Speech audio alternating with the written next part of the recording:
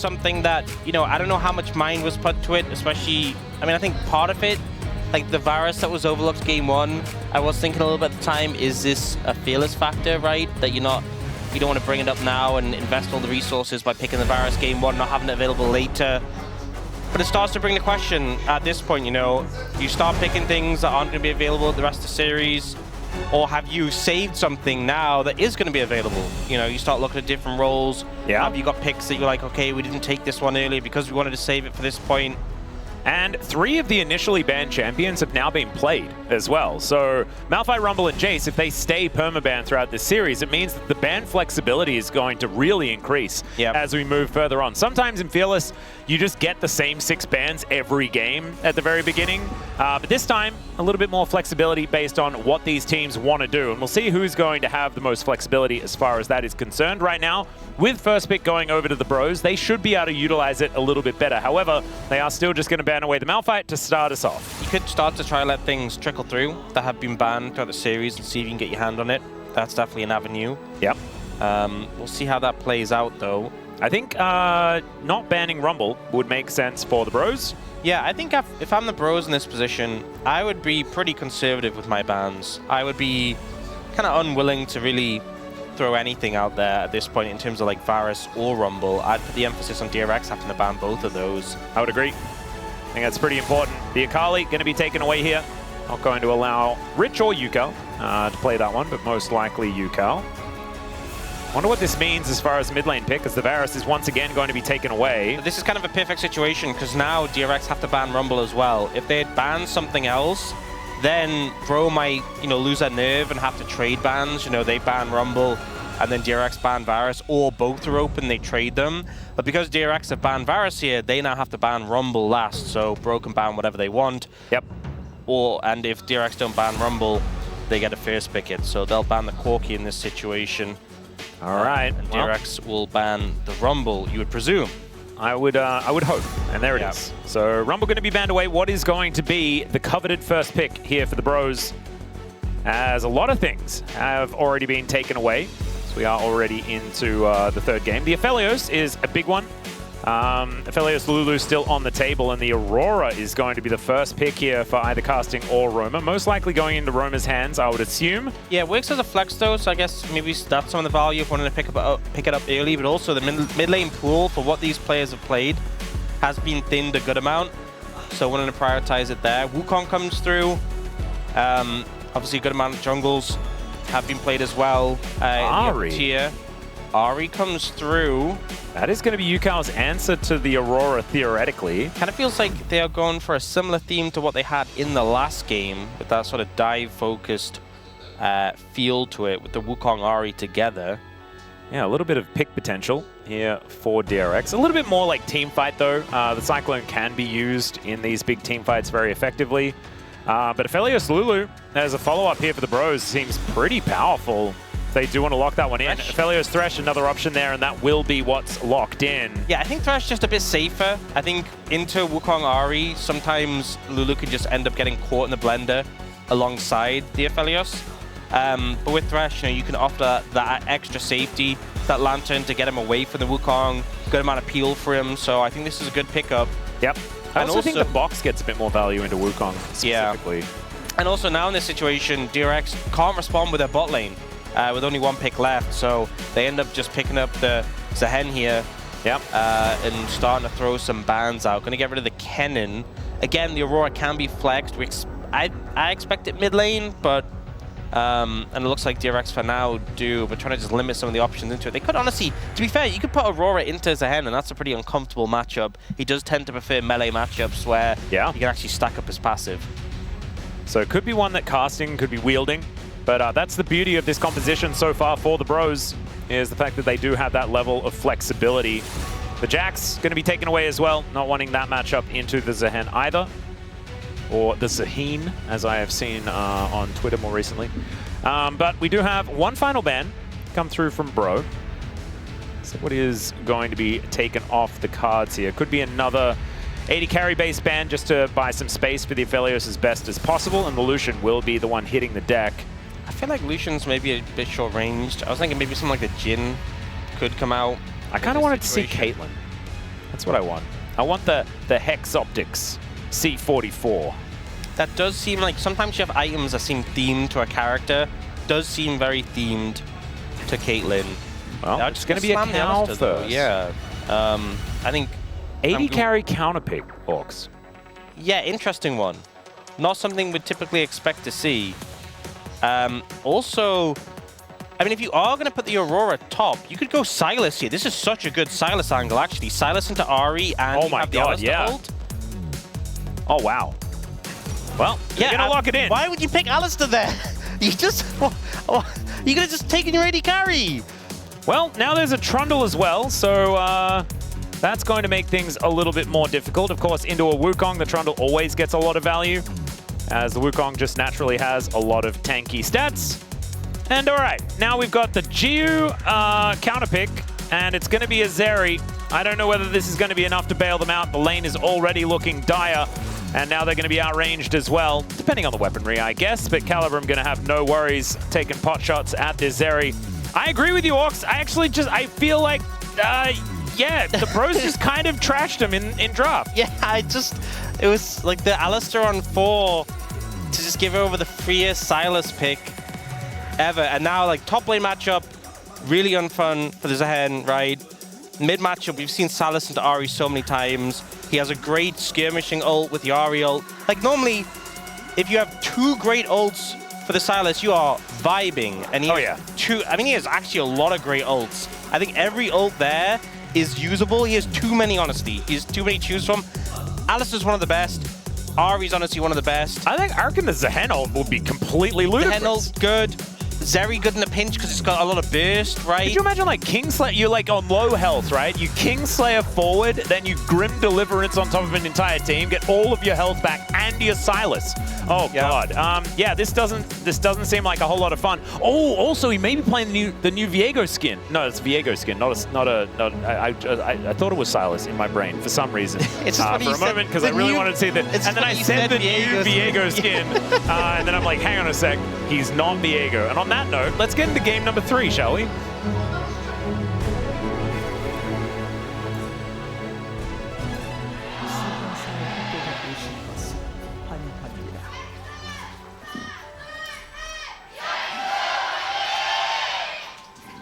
All right, here we are, ladies and gentlemen. I'm feeling a little bit sheepish.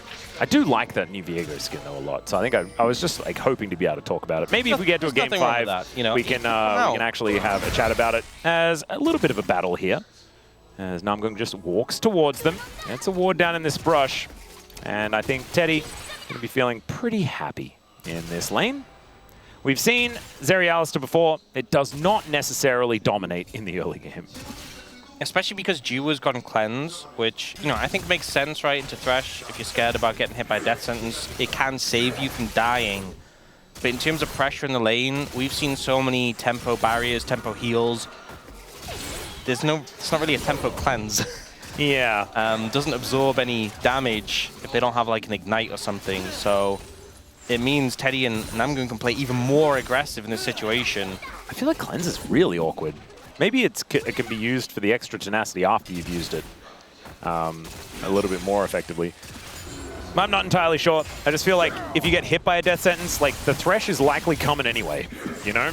Well, if you time it right, you can just cancel it before you even... right, okay. So I thought if you just spammed death sentence, you could just probably launch yourself over there anyway. No, there's a little delay before you can fly in. So, like, it's good into Thresh. It's just... It's kind of only good into Thresh, and it also means you lose a lot of pressure in the lane.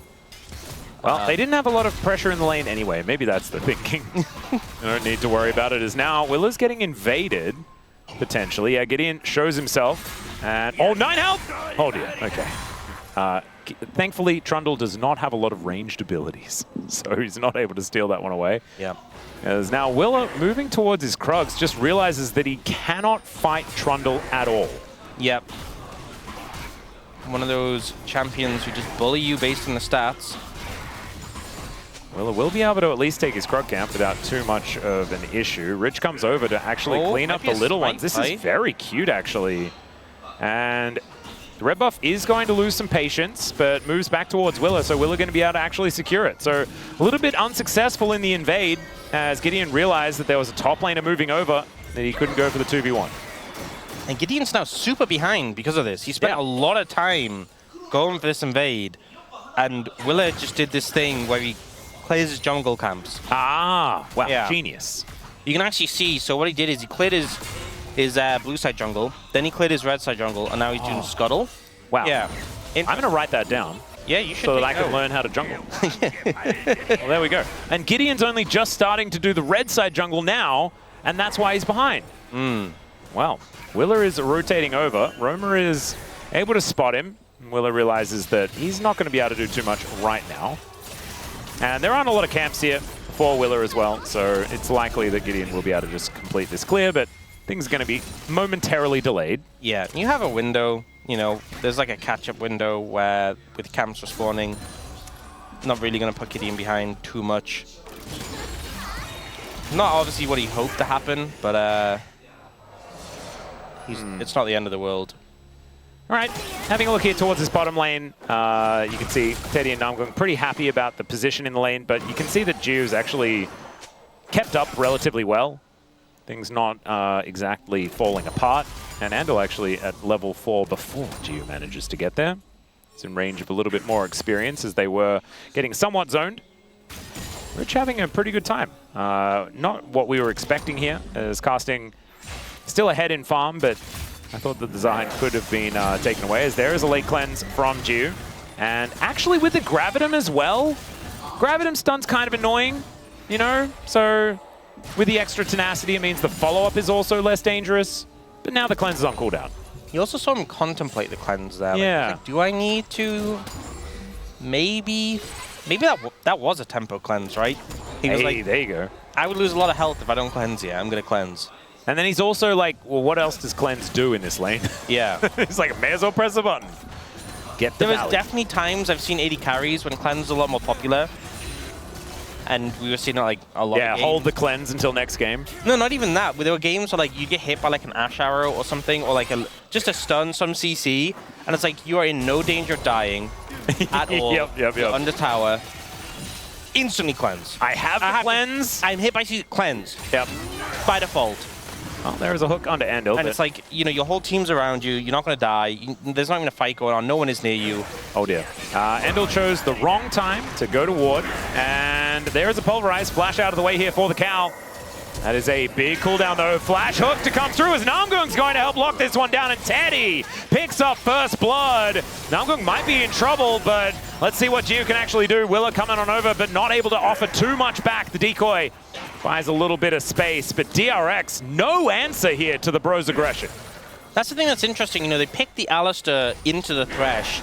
And honestly, it can be just an uncomfortable matchup because, you know, once you're in as the Alistar, the Thresh can kind of just keep you locked into the fight for an extended time. Now, Willa doing the hold position. That was a little bit cute there as Roma does throw out some chains, doesn't get too much value from it. All right, DRX need to find an angle, find something that they can actually get done. Right now, they're just kind of losing everywhere. Yeah. I mean, mid's even, but, you know, True. It's a Sylas with a great spread of ults, so... I'd say that, and it's also like a melee matchup. I guess Sylas has so much healing and stuff like that, it doesn't feel the same way, but still, Andal, like we were saying before, just chose the wrong time to try and ward. Good hook angle there from Namgung as well. Yeah. Just very hard to get out again as the Alistar. Like, you're kind of relying on the fact that post 6, you're very time key. This ain't post 6. Nope. So, once you're in, you're kind of stuck. Especially with a Trundle. You know, playing Alistar into Trundle Thresh. So you're saying that playing Alistar into Trundle, Thresh, and Sylas is a bad thing? Yeah. Well, if only he could have potentially picked his support champion later. That would have been good, you know. I think it would have been easier to play Rakan in this situation. Yeah. So we do have some qualms about how the draft went. We will do our very best to stop harping on about it, because there's nothing they can do about it now. I make no such promises. I'm going to do my best. Like, we don't want to double down. Like, you can stay over there and keep talking about it. I'm going to try and stay positive. And I'm positive it was a terrible decision in draft. That's right. Casting, throwing out some damage here towards Rich. And DRX, like, I mean, there are some angles where a team fight could work out, right? If they land the right charms and things like this, they can catch Bro out of position. But they just have, once again, it's so many threats here on the side of the Bros. Just hoping for a Zeri moment, honestly. That's the angle. We're going to need some really nice certification. I hope Wolf does have the cards ready. Well, actually, he might not need them today, but if he does, they're going to need to be real pretty ones. Yeah. We have them on standby. Geo using the Extendo Beam to farm quite well, as Hex Flash by Namgung is worth a look in. Yeah. Level 6 is being hit by everyone here on this bottom side. Has been a big spike for the Zeri in the past. Just don't know whether it's quite going to be enough here unless Willa comes down and manages to make something of this. Shows himself, but otherwise not too much going to happen. As Hook going to hit a minion. That minion was very annoying.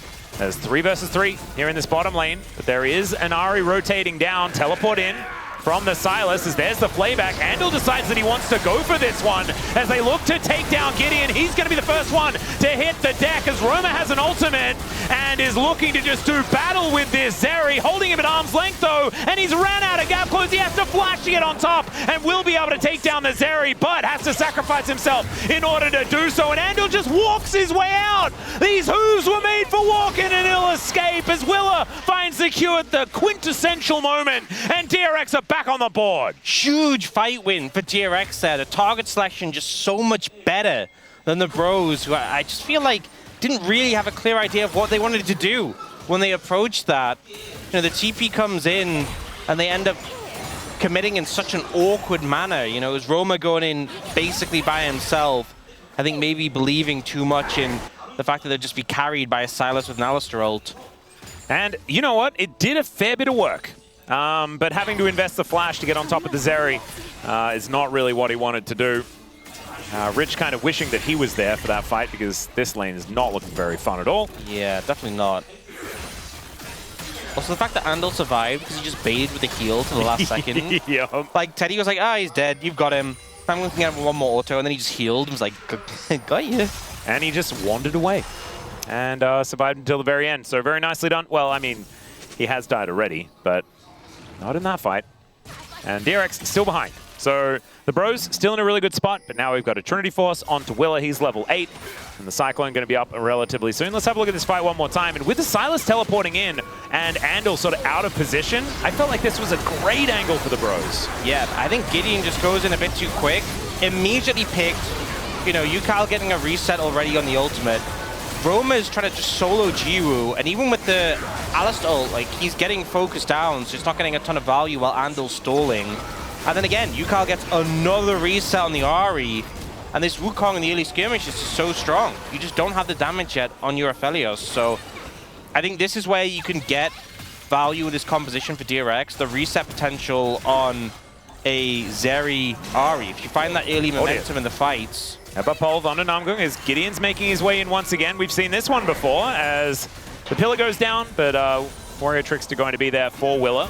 Andal rotating over, finds the flash, pulverize, separates Gideon one more time as Yukal fighting alongside Roma. He's dashing after him as Andal's going down incredibly low, and he will be taken out. It's Roma that gets another kill, and more kills on the Silas. Oh, that's dangerous times here for DRX. Oh dear, okay, still looking for more. Hook gonna connect onto Yukal. Namgung having a phenomenal performance here in this skirmish. That's gonna be Casting sharing some of it as Teddy taking down plates and Jiu. Oh dear, he does not want to be there and he's just dead.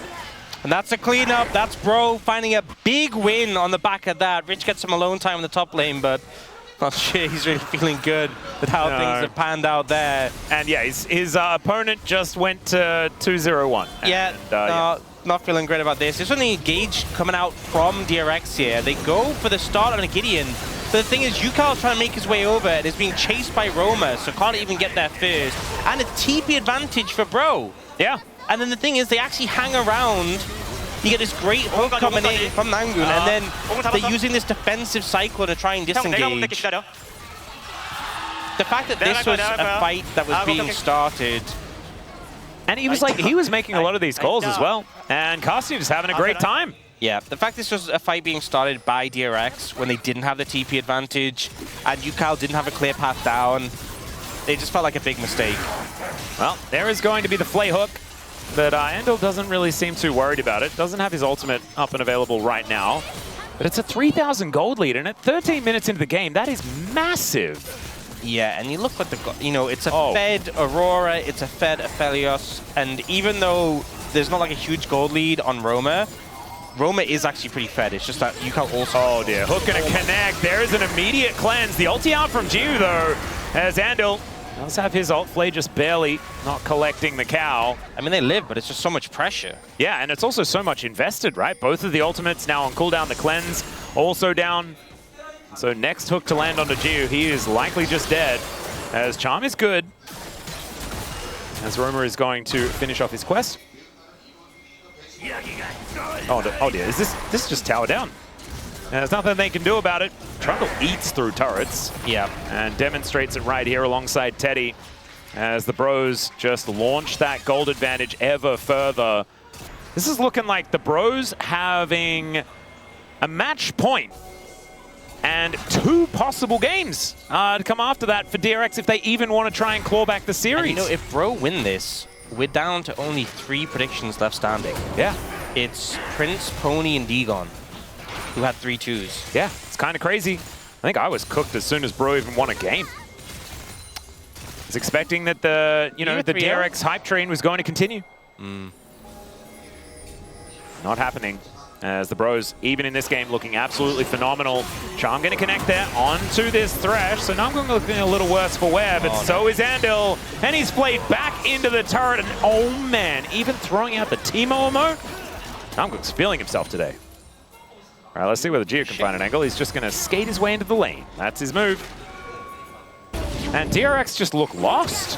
And the hook is going to go wide this time around as UCAL does have the Spirit Rush, and there is going to be Jiu finding himself a kill. But now Teddy throws out the Moonlight Vigil. They're all standing still as Roma does get the flash out of Jiu, but that is the Wukong picking up a kill immediately. He's dead though, as UCAL maybe just, could have used that Spirit Rush a little bit earlier, but Roma had the dash and is able to follow as Jiu's just going to skate his way out. Casting not able to lock him down. So a 2 for 2, I guess. I just think it's such a crazy game for the Sylas. The fact he can grab the Zerial.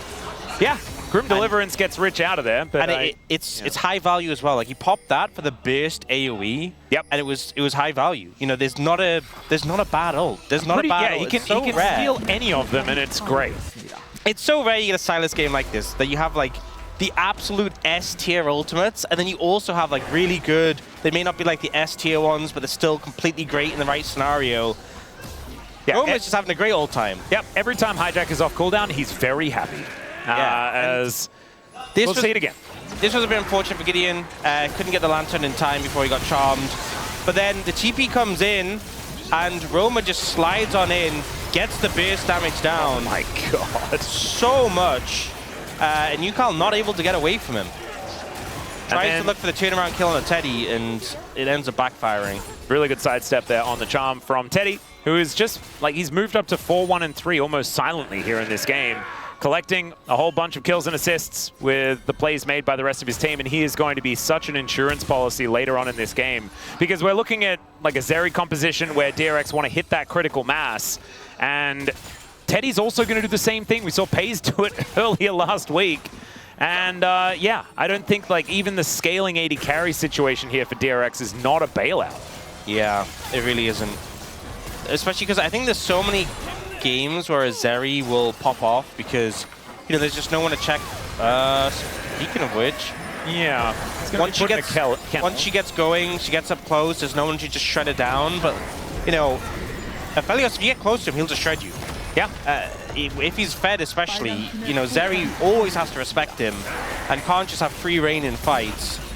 Well, this is a hard game to play. Turret just taken out. The rest of DRX are going to show up, but the Bros are ready and they just destroy Jiu. Now Teddy just throwing out damage from such a long way. The Herald is going to be utilized. They take down the Wukong. Some Grim Deliverance here, but it's looking real grim from Rich, unfortunately. Can't do anything about it. Andal is turned into a stake off on the sidelines. And DRX really need to reassess what they're doing here in this series, because they've fallen apart after a phenomenal game one.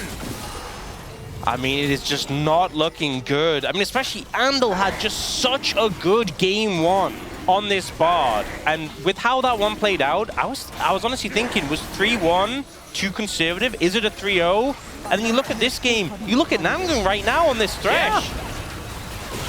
And I'm like, well, maybe 3-1 was the right score, but in the other direction. I think it should have been. I think Degon's probably upset that he went for a 3-2. Although we may still get there.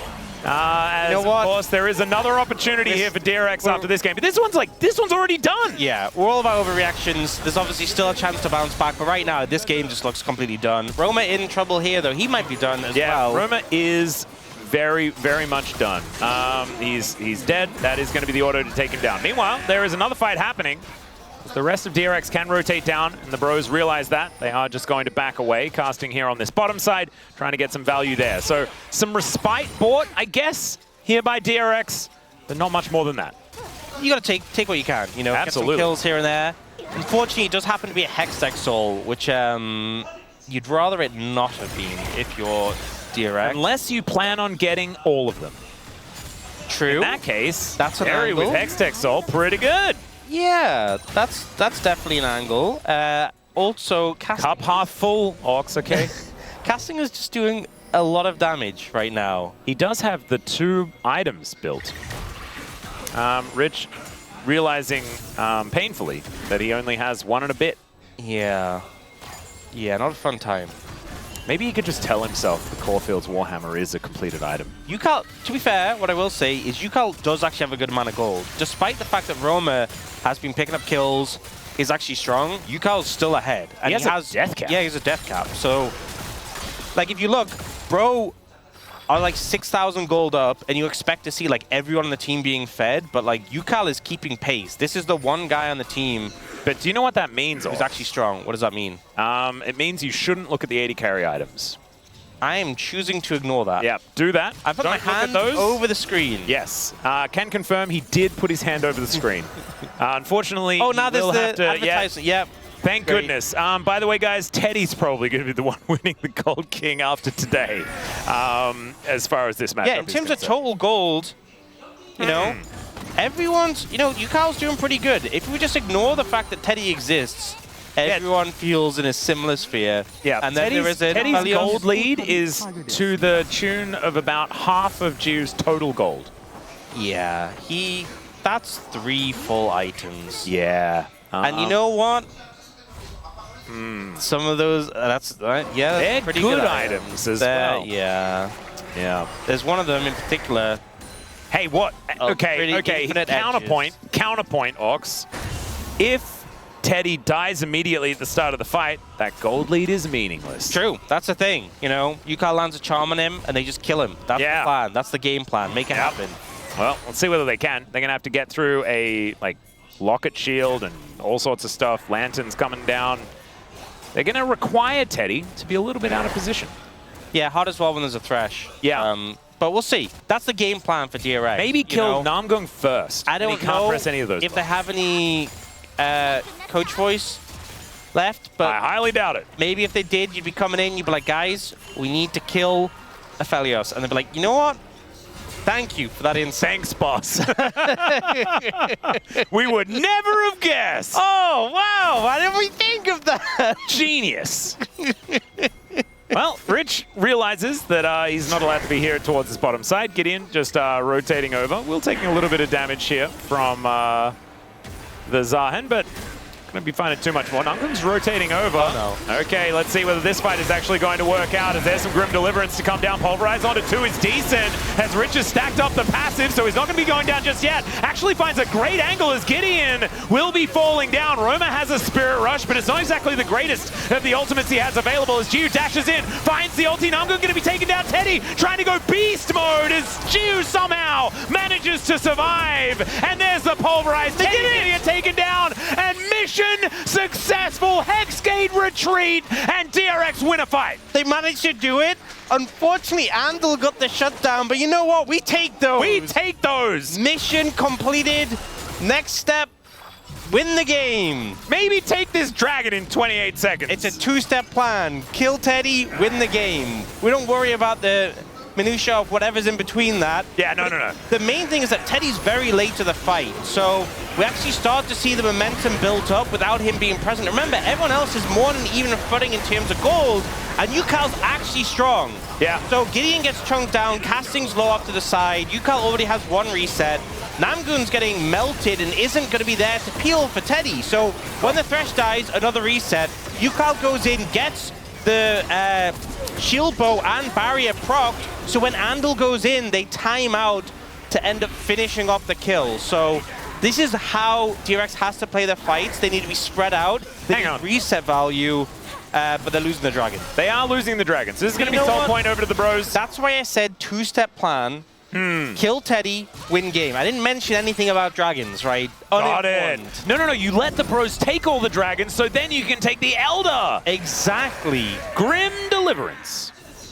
That's what Rich was screaming as he exited the river. One of those moves you have to scream it as you do it. Oh yeah, 100%. Not really like a... It's got one of those cool names, you know, that feels fun. So I think you should have to scream it. Yeah, that's very important.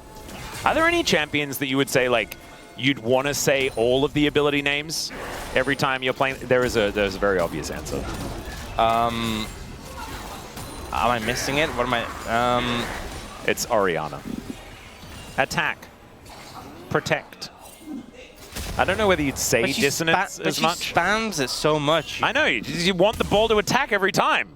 Yeah. Every time I press Q, I'm like, attack. Don't you do that? I don't. I thought everyone does that. I don't do that. Oh, come on. No, everyone in chat obviously does that. You're the weird one here, not... Yeah, okay. I think that's probably true. What champion do you normally play again? Garen, right? Yeah. Do you say his abilities every time you... No, I just say Demacia. Yeah, that checks. But that's different. All of his abilities are called Demacia, I'm pretty sure. So you say Demacia every time you press a button on Garen? Yes. Okay.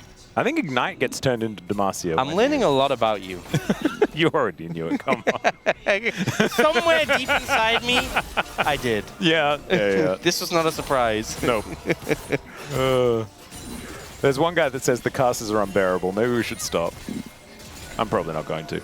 Okay, DRX now just trying to play on the defense. Soul Point is going to be a huge deal here for the bros. And they don't look, we were supposed to not look at this exact thing. Yeah. This is problematic. But to be fair, Teddy's had those items for a while. You know, he hasn't really changed things. No. So I'm going to take that as a positive. Wait, that he hasn't changed his items? Yeah, for DRX. He hasn't added to it. Oh, right? that's true. Teddy has not made it worse. Yeah. Meanwhile, Yukal's approaching Void Staff territory. True. And Jiu is almost towards a Infinity Edge. He's taking the most difficult route to getting there. The worst parts of it. Yeah. So it's going to be a while. However, you know, he does have the auxiliary bits. Okay? Not super convinced. Neither am I. I'm feeling like DRX needs to opt in for thinking about what's going to happen later on in this game. It's good charm going to connect here from Yukal, and they do have a teleport, try and offer something back, but Roma is just dancing around this top lane, and meanwhile, there is another fight. As Andal is going to get engaged on, does have to use the Unbreakable Will. Okay, that's a lot of big ults down and TP from Rich. Yeah. And the thing is as well, with new TP, it's also got a good amount of combat value, because when you TP into a fight, you have that shield. So a lot kind of invested, a lot burn from DRX. Ooh. Will Bro look to start up the Baron randomly? I could see it happen. Well, there is no vision available for DRX, so... If I had the coach voice right now, I would say do not do that. Soul is in a minute 30. Do not touch that Baron, I swear. All right, now Gio is taking 2 auto attacks from Teddy, and so he's half health. It looks like they don't need the coach voice. They just know it themselves. We don't need to do the Baron. That is what it is to be a bro. That's called discipline. Yep. Bro and brew. You just know it. And if you want them to not do something, there is a high likelihood that they'll agree. Yeah. That's kind of how it goes. Oh, IE completed for Gio now. Okay, big spike. There we go. Teddy picked up a BF sword. So honestly, in terms of the item comparison, it's not looking so bad. Yep. Oh, hi Valdez. How are you? He said hi to me in chat. Oh, okay. It was really nice. It was right near the guy that was telling us to be quiet. Maybe it was him on his other account. Yeah, that probably that tracks. That honestly tracks. Light on one side and mean on the other. So Bro is still ahead. Gold lead not as big as it was. Yukal just hit 16 and has Void Staff. This is as good as it's going to get, I feel like, for DRX. They can't let them get Hextech Soul, but we've seen how they can win fights. Can they pull it off here, though? That's the question. Oh, see the angle. I'll say hi to you later, G-Sun, as we do have a fight potentially breaking out. Hook going to go wide, as there is the kennel going down, but DRX not actually opting into anything. We do have all the ultimates up and available once again. As Roma has the Unbreakable Will. Does get pulled back. Dagon sleeping once again. Oh, never mind. As, all right, Willa. They know that you're there because you just sailed overhead. But this is going to be Soul Point territory. And Roma actually taking a lot of damage. Rich going to push him away. The Lantern does come on through. The Bros opting to play slow and steady. As Willa, not so much. He's going to get caught out of position. There's a Cyclone. He goes between the worlds. Hook comes down there from Namgroon, who brings himself in via the Dragon. Rich is still playing this really well, but over the wall they go once again. And DRX still without a fight that they've actually committed to just yet. Geo over to the side. Tagged there momentarily, and there is the Gravitum. Cleanse going to have to be used to get out of the way of that one. As Rich pulls back casting, and he's down so incredibly low. Doesn't really have the passive stacked up. That's going to be the steal from Willer, and down goes Teddy. Gio is still in the fight, who's taken down so incredibly low. He can't get over the wall, as now Romer is just popping off in the back line. He'll find a triple, and it's probably a quadra. There is the power of solo queue, ladies and gentlemen. Quadra kill for the Silas. Absolute carry there from Roma. DRX get the steal. They get Teddy. It looks like it's going to be a turnaround from them, but this Silas comes out huge. Roma finding the fight, finding the way to put the team on his back there. We see Willa just slides in, managed. I think he maybe got like a bonk smite to get this. No, just a smite outright, and we see Teddy ends up getting blown up, but Roma just flies in, buys some time with a stasis, and then just cleans up all these kills in this prediction on the flat. I mean, I don't think it was a prediction, but he just catches him on the back of the flat and is able to clean it up. Just beautifully done. And the fact that he goes in and then uses the stasis so perfectly to just make it a mess here for DRX. Yeah, he was there for the cleanup. Their focus was Teddy, which I can't fault them for their focus, but you know, there's two other threats on the team. Casting just putting the damage on the in sort of on the back line, and then Roma cleaning up there. And just so hard to deal with. Again, he has so many great ults, and there had the Alistair ult. And now he's got the Forbidden Book, as we're watching Dagon get his makeup touched up. Okay, that's pretty cool, I guess. All right, back to it. The Baron, next thing on the table. One thing that we do have to mention here for DRX is that they did deny the Hextech Soul. So yeah, it could be worse. It could be a lot worse, but it's not good. No. It's not good. It could still be remaining in the cons column. Yeah. What do you think about 4th item Shadow Flame? If that's what Yukal's going to go for. Not a big fan. I think you just go for the Rabadons and then you go for the Void Staff. Yeah, that's what he did. He's already got those. All right. Roma is now dashing around this fight. Andal moving on forward. Yukal is in a lot of trouble here as Gideon throws down the kettle once again. Over it he goes, but still down goes Yukal, and now Andal should be very, very dead. Some double teleports coming on forward here as Casting able to bounce out of the way of Rich, then goes between the worlds. I don't know whether Rich is going to be surviving this one, as Roma is just a one-man demolition machine on this Silas. He's so strong. He's so strong. And yeah, you said Yukal. I thought you were talking about Roma because he has the rod in his inventory. Ah, no. Yeah, I got mixed up. That's okay. The Baron is dead.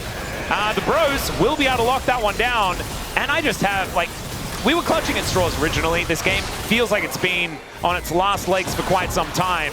But now it's looking like DRX have 0 options. This Silas pick is just doing so much work. Also, they changed it. I can't remember exactly when, but originally you couldn't get resets on the Ahri ult when you played Silas. Ah, because you don't get the essence? It was linked to the passive. Yeah. So it was still a good ult, and we still saw this matchup before that. But and that was the same with Kennen as well, and they fixed that. Yeah, but they made it so you... they made it so you, essentially, like you saw there, you got resets now. Yep. which obviously just made the ult even better. Like, it was already good just because you got 3 Spirit Rushes. Yeah, I really think they didn't need to fix They didn't need to do that. It was still really good, but they're like, you know what, Silas? Have a good... You know what it reminds me of? When they added a massive AP ratio to Gnar's ult. Yeah. And it was like that, no, Gnar does not care. Silas loved it. Sometimes they just do these things. It's like, you know what? Have fun, Silas players. Yep. And this was definitely one of them, and Roma definitely had fun there. Oh, good hook to connect onto Endel. But it's just going to be the turret falling down. The Bros just need to protect Teddy, and he will destroy all of the structures. And also, Roma has a level 16 Alistar ult, which Alistar never gets to see, but it's so tanky now when he pops it. No, this is absolutely absurd. He's level 17 himself. He's going to look for a little bit of a reset here, make his way back, has the teleport. So there it is, death cap done for the Silas. He also has a Meteorite with 20 stacks, I think. Yeah. I have a feeling that Roma might be a little bit scary. Goes underneath a couple of turrets, does get pulled back. There's a pulverize from Andal as they're still looking for Teddy. Good Cyclone to get some knockups here, and the AoE blender is decent. Hook going to go wide there as Yukel into the backline trying to get something done, but Roma is able to dance around the fight, and Teddy is still alive for such a long time. Andal the last one to fall down as Rich is in the passive. He will get a fair bit of his health bar back, but I think that one is going to be going down once again as they do kill Teddy, but that is all they'll find. Max range chains on Broma here as they'll take down the last Nexus turret, and the Nexus to fall. Bro with match point here in the first match of Super Week. It's just so funny watching the fight at the end, and Roma just isn't taking damage. Everyone else is like fighting for their lives. Roma's not taking damage, running over, just killing everyone. Underneath 2 Nexus turrets. Doing so much damage, healing, just has no cooldowns. It's insane. He played so well, but also that was such a good Silas angle, so credit to them for spotting it. But already now at match point in the series, DRX backs against the wall. All the predictions apart from G-Gon were in favor of DRX, and now they have to fight their way back in this series. Yep, and now there's only 2 other predictions that are still alive if DRX are able to claw their way back and make this 5 games. This is unprecedented territory as Casting does a lot of damage, but Roma and Teddy do even more. My God. That's some damage numbers here for 34 minutes into the game. On the Bro side, on the DRX side, it's not looking too great, but honestly, we had a lot of qualms with that draft. I imagine the space will be doing the same thing. 나랑 연기하자. 알리 풀 있어, 조심. 천천히. 알리부터 알리. 막았어. 알리부터. 빨렸어.